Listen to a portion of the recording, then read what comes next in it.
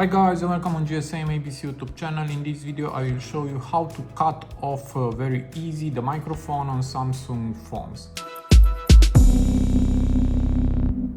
So for that you need to go here to the control center, just tap on the edit button, now tap add control and go to security and privacy. Here there is, and we have here microphone access. Tap on it to add it here. Now you can enlarge the icon, then just tap done. And now the microphone is active, and to cut it off for all the apps, even the phone calls, for that just tap on it.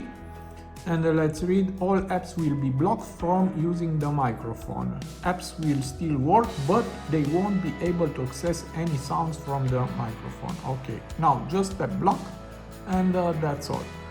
And if we go back, as you can see, the microphone is disabled, and to enable it back, tap again, and now it's active, and that's all. So it is very easy to do it. I hope this video to be useful for you. If you like my type of content, you can subscribe to my channel, and see you to the next videos. Have a nice day.